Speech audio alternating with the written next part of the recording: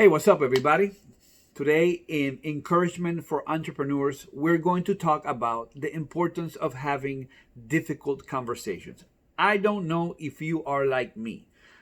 I don't like to have difficult conversations with people. I wish everybody would get along. I just quote Rodney King when he said, "Can't we all just get along?" But sometimes you and your kin can't, and you and your friends are unable to come to an agreement, and people that you work with, people that work for you, or people that are your boss are going to do something that's inappropriate. How do we handle difficult conversations, and why is it so important? Here's three reasons. Number one, the reason we have difficult conversations is because the person who's acting in a dysfunctional way, for them, that way is normal usually. So if you don't address it, how are they going to know this is not right? What happens usually with bullies is nobody addresses it. People just ignore it. People just avoid them. But they continue to act in a bullish way. People that have inappropriate jokes. People that act inappropriately to the opposite sex. People that yell at employees or other co-workers. People that are late all the time, like chronically late. But nobody ever says anything because, he's a kind of serious person and it's hard to talk to them. So we're just going to hope. Hope is not a strategy. We're just going to hope it goes away. Even some faith-based people say, we're just going to pray it away. No, God is wanting you to talk to that person. God is wanting you to talk to that idiot, right? If you don't address it, they won't know, because for them, this behavior is normal.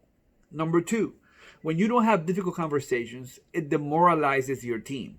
I'm talking to team leaders or not. I'm talking to bosses. I'm talking to people who are in charge of other people. If you don't have difficult conversations, it sends a message, right, to the person who's always early. Why do I even bother being early? If I'm late, nobody says anything anyway. Why do I even bother being respectful? Because people who are not respectful in this company, nobody talks to them. It doesn't get addressed. What that does is that it demoralizes your team, and people eventually leave teams that are dysfunctional. Teams where they see that things are not handled. So if you want to keep a good team, it's on you, Mr. Boss person, to address difficult conversations, difficult issues. The person who's chronically late, the person who's making inappropriate comments to people of the opposite sex, the person who yells at people, the person who's always grumpy, the person who takes home some materials that he should not have taken home, the person who takes liberties with his employment status. It's on you to do that. If you don't, it's going to demoralize the rest of the team, especially high achievers, people that play by the rules, people that want to do right. And number three, and this is my least favorite one because it hits me right in the middle of the eyes. Your leadership is going to be limited. Your leadership ability is going to be limited by your ability to have difficult conversations. I'm going to say that again. Your leadership is going to be handicapped. Your leadership is going to be capped by your ability to have difficult conversations. The reason why you're in a leadership position is so you can, this is part of the job, is so you can have difficult conversations. This is part of what we do as leaders. And I know it's you get like this butterflies in your stomach, and you wish people would just get along, and you wish people would just get it on their own. Why don't you get that you shouldn't yell all the time? Why don't you get that you shouldn't mistreat people? Why don't you get that you shouldn't be chronically late? But the reason you are in leadership is so you can address this. Right? You can address it directly. This is the choice that you're making.